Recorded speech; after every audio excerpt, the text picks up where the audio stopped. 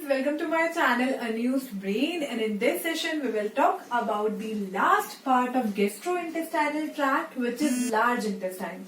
So बच्चों, आज के सेशन में हम लार्ज इंटेस्टाइन को डिस्कस करेंगे।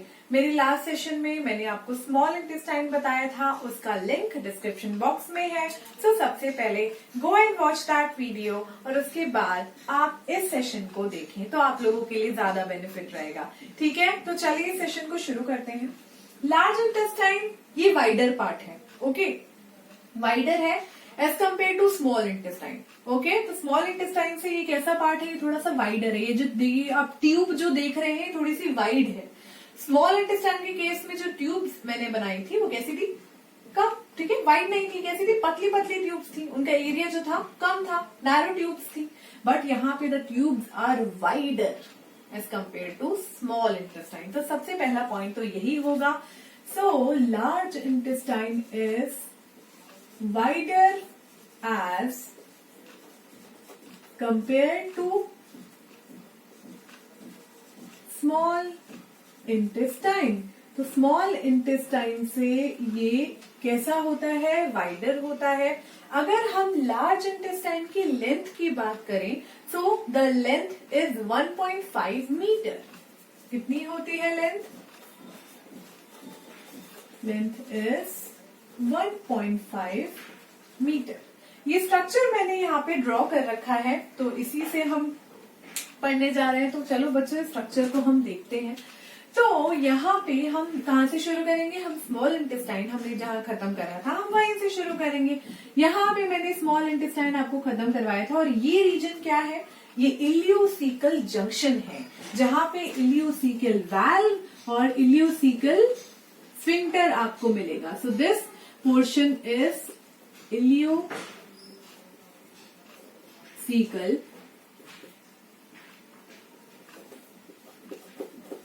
sphincter, ठीक है, इलियोसिकल स्फिंक्टर एंड वाल्व, ठीक है, वॉल्व कह सकते हैं, वाल्व कह सकते हैं, यहाँ पे आपको मिलेगा। देन इसके बाद जो हमारा फूड है वो कहाँ एंटर करेगा, लार्ज इंटेस्टाइन में एंटर करेगा।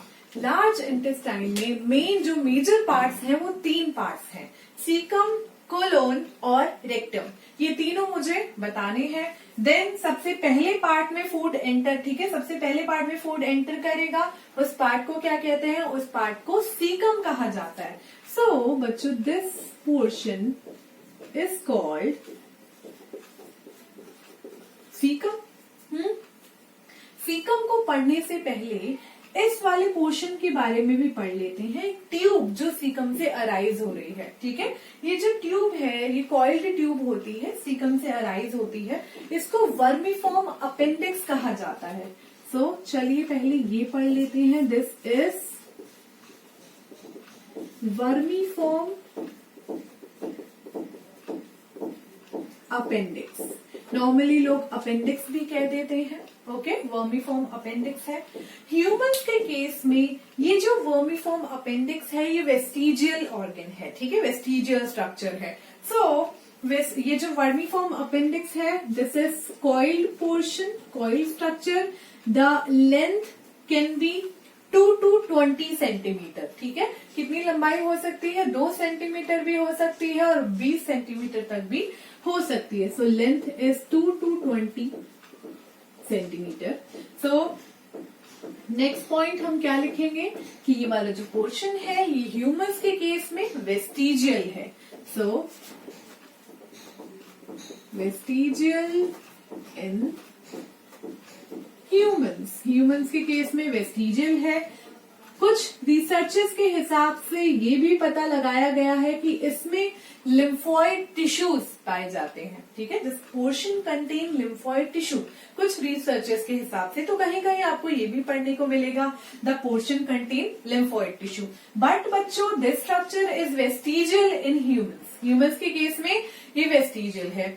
इससे रिलेटेड एक और इम्पोर्टेंट चीज ये है कि अगर इस वर्मीफॉर्म अपेंडिक्स में कोई इन्फ्लेमेशन हो जाता है, ठीक है, अगर इसमें इन्फ्लेमेशन हो जाता है तो इसको हम क्या कहते हैं, उसको हम अपेंडिसाइटिस कहते हैं, ठीक है।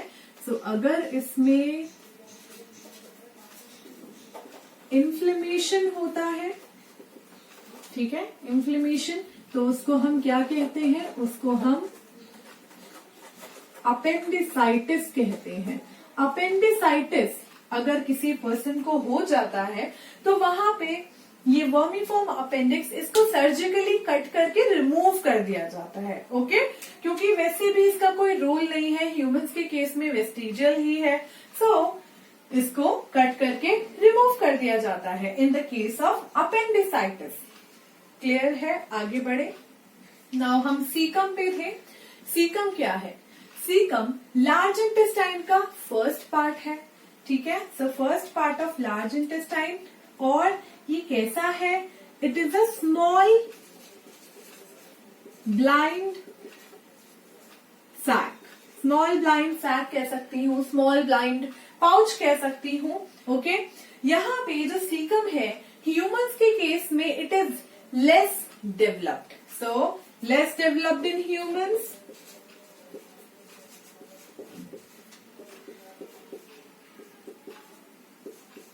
ह्यूमंस के केस में कैसा है? लेस डेवलप्ड पोर्शन है। किस केस में ये डेवलप्ड होता है?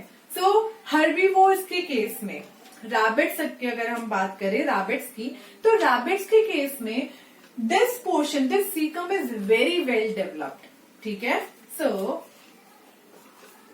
It is developed in herbivores, ठीक है। हर्बीवोर्स के केस में जो सीकम होता है बच्चों, ये लार्ज भी होता है, ये डेवलप्ड भी होता है। अगर मैं बात करूं रैबिट की, जैसे अभी मैंने बोला कि रैबिट के केस में ये सीकम लार्ज होगा, डेवलप्ड होगा और उसमें माइक्रो ऑर्गेनिज्म भी प्रेजेंट होंगे।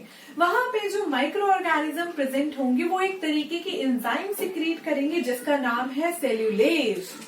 तो इम्पोर्टेंट पॉइंट है यहाँ पे, डेवलप्ड इन हर्बीवोर्स, ठीक है, sorry herbivores and also contain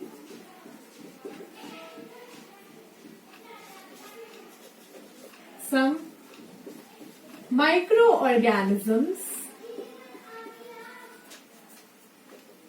which secrete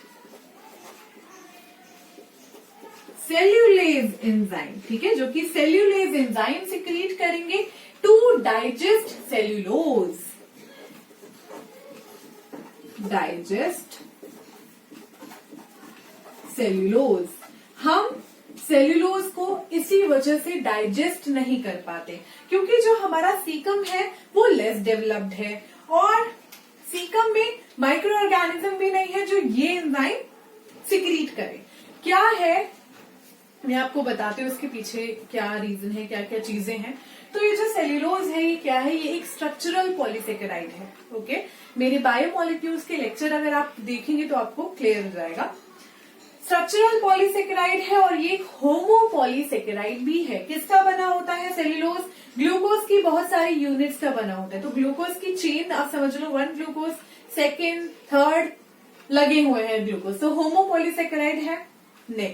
next क्या है कि भाई एक ग्लूकोज जब दूसरे ग्लूकोज के साथ अटैच है तो बीच में जो बॉन्ड है ना वो है बीटा 1,4 ग्लाइकोसिडिक बॉन्ड, और इस बॉन्ड को तोड़ने के लिए स्पेसिफिक एंजाइम चाहिए होती है। ठीक है, बीटा 1,4 ग्लाइकोसिडिक बॉन्ड को तोड़ने वाली जो एंजाइम है वो सेल्यूलेज है, ये रही सेल्यूलेज। ओके, हम ये एंजाइम सिक्रीट नहीं करते, तो किसी भी और एंजाइम से इस तरीके का बॉन्ड तोड़ना मुश्किल होता है, इसीलिए हम सेल्यूलोज को डाइजेस्ट नहीं कर पाते। और ये आराम से जो हर्बीवोर्स है, रैबिट आराम से सेल्यूलोज को डाइजेस्ट कर लेता है because they contain that kind of enzyme, ठीक है, जो कि उस तरीके के बॉन्ड को तोड़ पाती है। और हमारे पास ये एंजाइम नहीं है क्योंकि हम इस तरीके के माइक्रो ऑर्गेनिज्म नहीं कंटेन करते और हम सेल्यूलोज के बॉन्ड को नहीं तोड़ पाते। क्लियर है? इसीलिए हमारा जो सीकम है बहुत पहले से इवोल्यूशन की वजह से धीरे धीरे ये लेस डेवलप्ड हो गया, क्योंकि हमने घास और पत्ते ये सब खाना भी बंद कर दिया गया, हमने शिफ्ट करा अपना डाइट और चीजों पे, हमारे दांत इतने अच्छे, हमने फ्रूट्स वगैरह लिया अपनी डाइट में, तो हमारी डाइट के चेंजेस की वजह से और बहुत सारी और चीजों की वजह से हमारा जो सीकम था वो लेस डेवलप्ड हो गया। ठीक है, तो इसको मैं दोबारा एक बार यहाँ पे अच्छे से लिख देती हूँ, सीकम। ओके, सो फर्स्ट पार्ट आपको क्लियर है, आगे बढ़े। सेकेंड पार्ट जो है लार्ज इंटेस्टाइन का, उसको कोलोन कहते हैं, कोलन भी कहते हैं बहुत लोग। सो कोलोन 3 पार्ट में डिवाइडेड है। दिस इज कोलोन, ठीक है, दिस इज बेसिकली ये पूरा जो जा रहा है ये कोलोन है। ये वाला जो है ये असेंडिंग कोलोन है, ठीक है। So this is ascending colon, ठीक है। This portion is transverse colon. So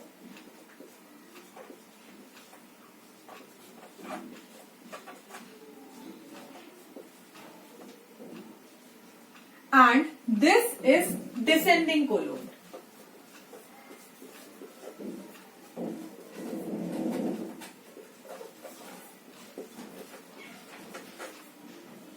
this is descending colon.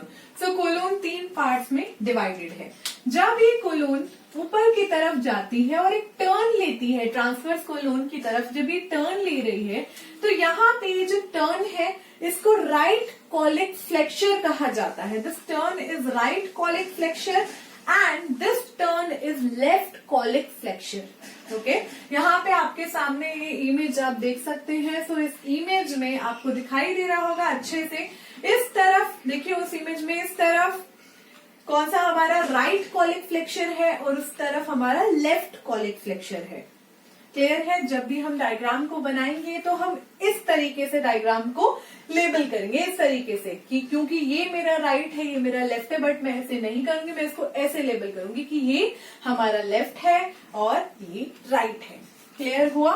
So here we have left colic flexure, okay, and here we have right colic flexure. Right colic flexure किस वजह से होता है? Liver की वजह से, लिवर की वजह से ये टर्न है, और यहाँ पे किसकी वजह से ये टर्न है? ये स्प्लीन की वजह से टर्न है। So here we have, this is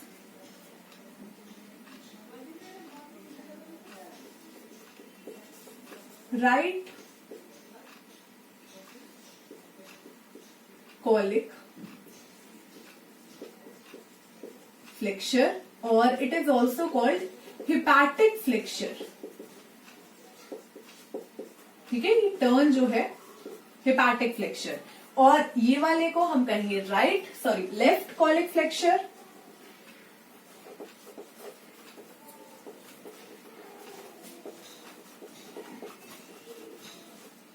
and splenic flexure,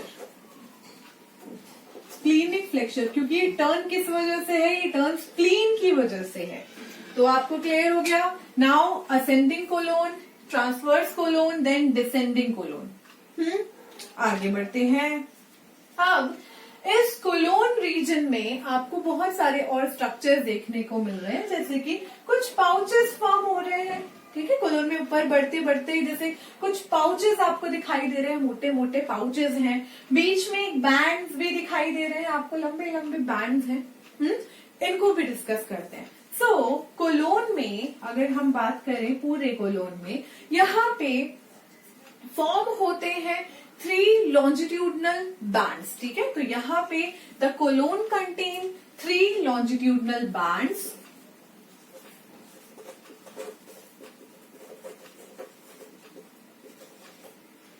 Okay, let me write it here.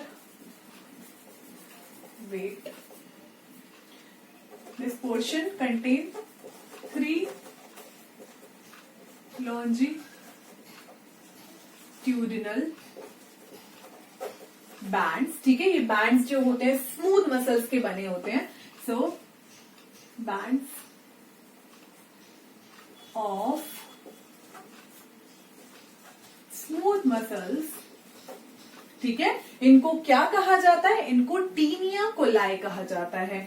सो आपको कोलोन में क्या देखने को मिलेगा? आपको टीनिया कोलाई देखने को मिलेगा। टीनिया कोलाई, ठीक है। कहां मैं बता रही हूं टीनिया कोलाई? ये देखिए, ये जो बैंड्स जा रहे हैं, सेकेंड बैंड, थर्ड बैंड, ये जो 3 बैंड्स मैंने आपको दिखाए, ये टीनिया कोलाई है, ठीक है। टीनिया कोलाई इनको कहा जाता है। ये बैंड्स, इसकी एक इमेज भी आपको वहां दिखाई दे रही होगी, वो इमेज आप देख लीजिए तो आपको क्लियर हो जाएगा टीनिया कोलाई कैसे बैंड्स होते हैं इसके अंदर, ठीक है। आप देख सकते हैं इसमें, क्लियर है। आगे बढ़े। सो टीनिया कोलाई, अब ये जो टीनिया कोलाई है, ये जो 3 बैंड्स हैं, ये कॉन्ट्रैक्ट होंगे, और जब ये बैंड्स कॉन्ट्रैक्ट होते हैं तो इन्हीं की वजह से ये जो पाउचेस, गोल गोल स्ट्रक्चर्स हैं, ये पाउचेस फॉर्म हो जाते हैं। सो बाय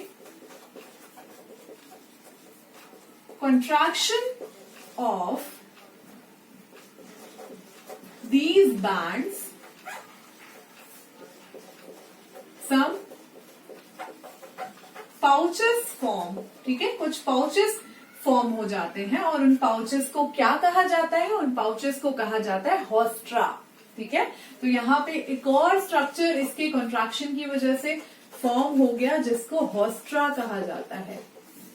हॉस्ट्रा कैसा है? हॉस्ट्रा कुछ पाउचेस हैं जो कि आपको सारी कोलोन में दिखाई देंगे। हॉस्ट्रा बेसिकली किस लिए होते हैं? ये वाटर और सॉल्ट के एब्जॉर्प्शन के लिए होते हैं। So for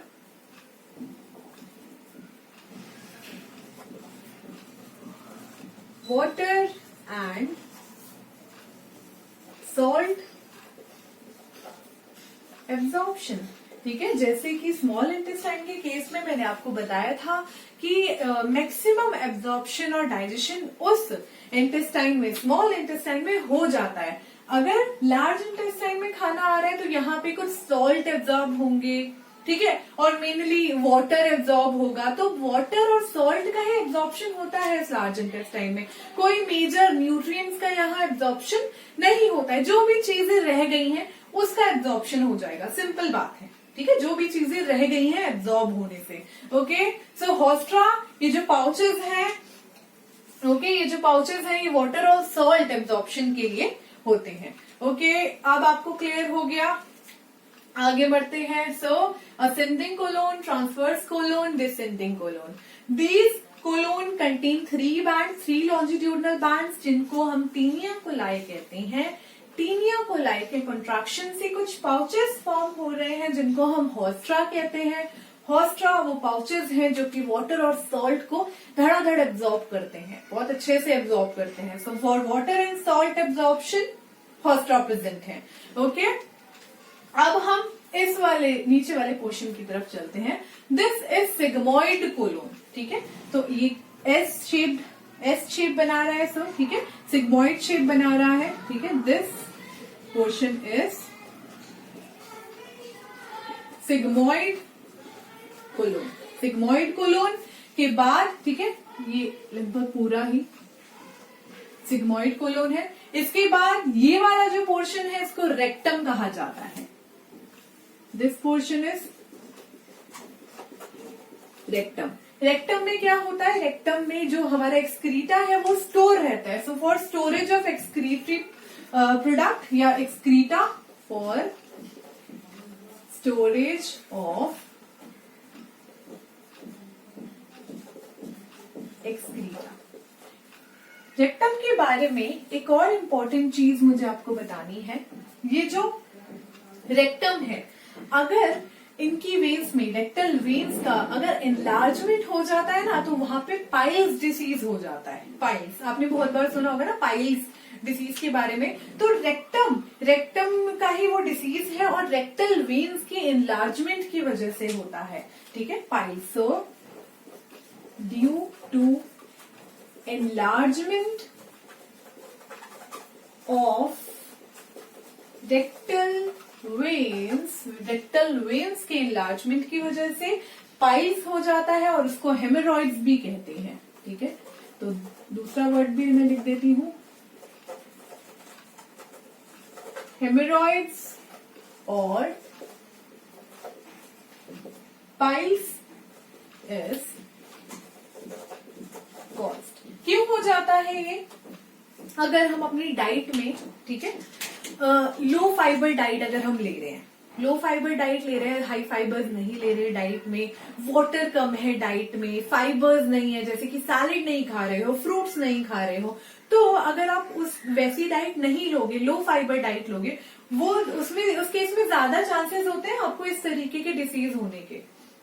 high fibre diet लेना चाहिए, हमेशा सैलेड वगैरह इंक्लूड करना चाहिए डाइट में, विच इज वेरी इंपॉर्टेंट, ठीक है, डाइजेस्टिव सिस्टम के लिए भी। और माइक्रो ऑर्गेनिजम्स भी होते हैं ना यहाँ पे, वो बड़े खुश हो जाते हैं फाइबर देख के, तो उनको तो पसंद ही है हाई फाइबर डाइट। सो लो फाइबर डाइट एक रीजन है इस पाइल होने का, ठीक है, पाइल्स होने का। और दूसरा, इसमें क्या क्या चीजें होती हैं, जब बाउल मूवमेंट होती है तो उसके बाद आपको रेड कलर का, ब्राइट रेड कलर का आपको ब्लड दिखाई देगा, ठीक है। पेन होगा आपको एक्सपेल करने में, एक्सक्रीटा को एक्सपेल करने में, सॉरी, पेन होगा।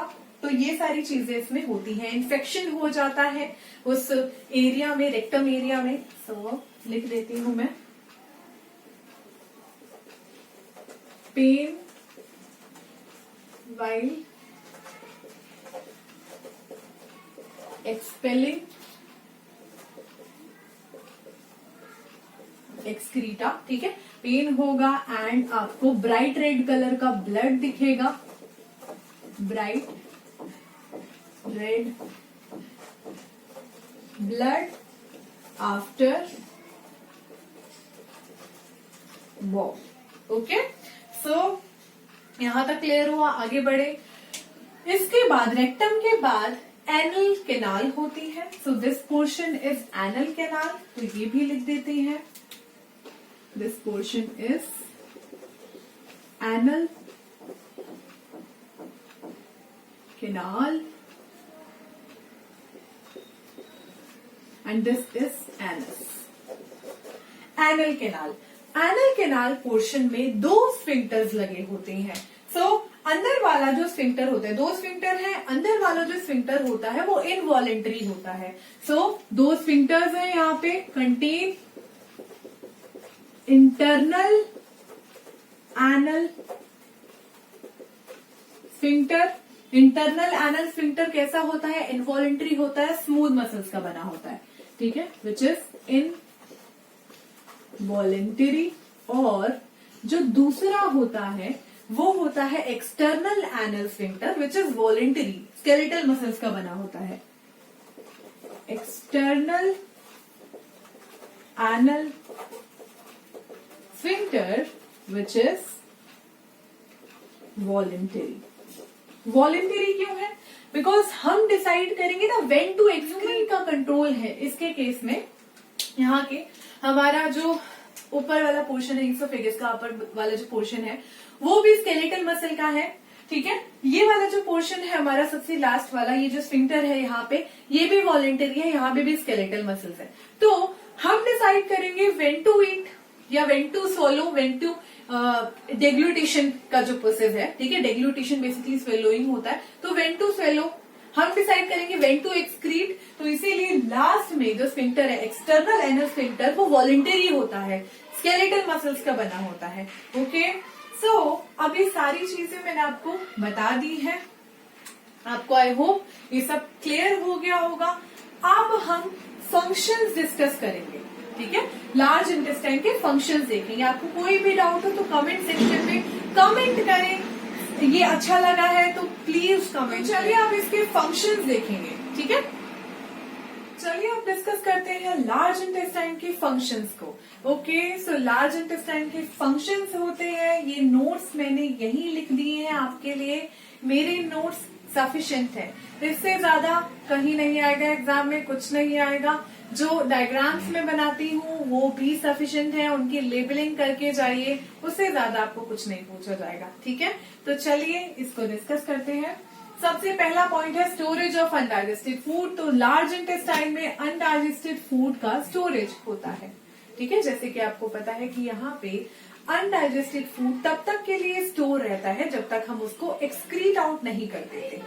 फर्स्ट पॉइंट हो गया clear. Second point, secretion of bicarbonate ion and mucus, तो यहाँ पे लार्ज इंटेस्टाइन के कुछ पोर्शन बाइकार्बोनेट आयन और म्यूकस का भी सिक्रीशन करते हैं, क्योंकि कोलोन पोर्शन में बहुत सारे बैक्टीरियाज होते हैं जो कि समवेयर एसिडिटी प्रोड्यूस करते हैं, अपनी गैसेस के जरिए एसिडिटी प्रोड्यूस करते हैं। तो उस एसिडिटी को, उस एसिडिक पोर्शन को न्यूट्रलाइज करने के लिए bicarbonate ion and mucus secrete होते हैं, ठीक है, to neutralise the acidity produced by bacterias. Clear है? Third, absorption of water, amino acid, vitamin, ions, bile salts, तो इतनी सारी चीजों का एब्जॉर्प्शन होता है हमारी लार्ज इंटेस्टाइन में। मैंने आपको बताया था ना कि मेन पोर्शंस का तो स्मॉल इंटेस्टाइन में हो जाता है, लेकिन जो चीजें नहीं हुई हैं उन चीजों का यहाँ लार्ज इंटेस्टाइन में एब्जॉर्प्शन होता है, और मेनली ये हेल्प करता है to maintain the fluid balance in the body, ठीक है, बॉडी का फ्लूइड बैलेंस मेंटेन करने में हेल्प करता है। जो भी यहाँ पे एक्स्ट्रा वाटर होता है वापस उसको रीअब्सॉर्ब करके बॉडी में भेज देता है। ये भी हो गया। फोर्थ पॉइंट क्या है हमारा, बैक्टीरिया प्रेजेंट होते हैं कोलोन में, कुछ बैक्टीरियाज होते हैं जैसे कि मैंने आपको बताया था, जैसे कि यहाँ पे हमारे बैक्टीरिया जो मेन है ई कोलाई और स्ट्रेप्टोकोकस फेकालिस, ये दोनों जो बैक्टीरिया हैं ये क्या काम करते हैं, तो चलिए देखते हैं। ये दोनों जो बैक्टीरिया हैं ये बिलिरुबिन एक बाइल पिगमेंट है। जब हम आगे इस चीज को पढ़ेंगे कि कौन सी ग्लैंड से क्या निकल रहा है, कि बाइल जूस है, बाइल पिगमेंट है, बाइल सॉल्ट है, तो बिलिरुबिन भी मैं आपको बताऊंगी। बिलिरुबिन क्या है, बाइल पिगमेंट है। तो ये दोनों जो बैक्टीरिया हैं ये बिलिरुबिन को कन्वर्ट करते हैं यूरोबिलिनोजन में और स्टर्कोबिलिनोजन में। देन उसके बाद बाय O2 एक्सपोजर, ऑक्सीजन के एक्सपोजर से ये यूरोबिलिनोजन और स्टर्कोबिलिनोजन कन्वर्ट हो जाते हैं यूरोबिलिन और स्टर्कोबिलिन में, ठीक है। ये दोनों जो पिगमेंट है, ठीक है, यूरोबिलिन और स्टर्कोबिलिन, ये दोनों सब्सटेंसेस हमारे फीसेस को येलो कलर देते हैं, और जो येलोइश ब्राउन कलर होता है इन्हीं की वजह से होता है। अगर हम बात करें यूरिन की, तो यूरोबिलिनोजन ये ऑल्सो कन्वर्ट होते हैं यूरोक्रोम में, ठीक है, they also have the ability to convert into urochrome. सो यूरोक्रोम में कन्वर्ट होते हैं और यूरोक्रोम जो है यूरिन को कलर देता है। क्लियर हुआ? तो एक्सक्रीशन में जो कलर है, ठीक है, यूरिन की बात कर लेते हैं, अगर फीसेस की बात कर लेते हैं तो उसके लिए भी भाई बाइल पिगमेंट से ही, ठीक है, कन्वर्जन के बाद ये कलर यहाँ पे फॉर्म हुआ है। ये हो गया हमारा। नेक्स्ट और लार्ज इंटेस्टाइन का क्या फंक्शन है, the metabolic activity of bacteria create flatus. तो अब इतनी सारी मेटाबॉलिक एक्टिविटी कर रहा है बैक्टीरिया, तो गैसेस भी प्रोड्यूस करेगा। तो वो जो मेटाबॉलिक एक्टिविटी से गैसेस प्रोड्यूस होती हैं उसको फ्लैटस कहा जाता है, और उसको इंटेस्टाइनल गैस भी कहते हैं। अगर हम कुछ ऐसा खाते हैं जो इनडाइजेस्टिबल हो, ठीक है, जैसे कि ऐसे कार्बोहाइड्रेट जो कि इनडाइजेस्टिबल होते हैं, जैसे कि बीन्स अगर हम अपने खाने में लेते हैं, तो बीन्स खाने पे हमारे ये जो बैक्टीरिया हैं हमारी बॉडी के अंदर, लार्ज इंटेस्टाइन के अंदर, ये large amount of flats produce करेंगे, तब इस फ्लैटस का अमाउंट जो है वो बढ़ जाता है बीन्स खाने पे। Next, bacteria in colon chemically break down some of the fibers to produce nutrient for their own survival। अपने खुद के सर्वाइवल के लिए जो बैक्टीरिया है कोलोन में होते हैं, ये फाइबर्स को क्या करते हैं, तोड़ते हैं, केमिकली तोड़ देते हैं, केमिकली फाइबर्स का ब्रेक डाउन करते हैं to produce their own nutrient, ठीक है, अपने सर्वाइवल के लिए, अपने न्यूट्रिएंट प्रोडक्शन के लिए फाइबर्स को तोड़ते हैं। और जब ये फाइबर्स को तोड़ते हैं तो उसकी वजह से ये बहुत सारे विटामिन भी प्रोड्यूस करते हैं, जैसे कि बी विटामिन, B12 हो गया, थायमीन हो गया, रिबोफ्लेविन हो गया एंड के विटामिन। तो अब ऐसा नहीं है कि ये विटामिन बॉडी में प्रोड्यूस हो रहे तो हम लेंगे नहीं, इन विटामिन को लेना भी बहुत जरूरी है, इतने से विटामिन सफिशिएंट नहीं होते, बट हाँ ये हमें विटामिन प्रोवाइड करते हैं। दैट्स वाई ये हमेशा कहा जाता है, और मैंने भी आपको अभी बताया कि हमें फाइबर्स लेने चाहिए। High fibre diet is very good. जितने ज्यादा फाइबर्स खाएंगे उतने ज्यादा बैक्टीरिया खुश होंगे, ये खुश होंगे तो उसका ब्रेक डाउन करेंगे, अपने लिए न्यूट्रिएंट निकालेंगे, हमारे लिए विटामिन निकालेंगे। तो ये vitamin they are very good. Vitamin B जो है वाटर के एब्जॉर्प्शन के लिए बहुत ज्यादा हेल्पफुल है, और ये जो विटामिन के है ये लिवर में चला जाता है फॉर क्लॉटिंग प्रोटीन जनरेशन, जिसको प्रोथ्रोम्बिन कहते हैं। तो प्रोथ्रोम्बिन जनरेट करने के लिए विटामिन के लिवर में चला जाएगा। बी विटामिन वाटर के एब्जॉर्प्शन में हेल्प करेगा। तो देखिए ये जो बैक्टीरिया है कितने ज्यादा हेल्पफुल हैं हमारे लिए। ठीक है, कितने सारे पॉइंट्स मैंने आपको बैक्टीरिया से बता दिए। सो आई होप आपको लार्ज इंटेस्टाइन का फंक्शन यहाँ क्लियर हो गया होगा, फंक्शंस यहाँ क्लियर हो गए होंगे। ठीक है, आज के सेशन के लिए बस इतना ही। सब आपको क्लियर हुआ? जो डाउट है कमेंट सेक्शन में मुझे लिख के भेजिए and do like and subscribe my channel. Thank you so much. बाकी की चीजें हम अपने नेक्स्ट सेशन में करेंगे।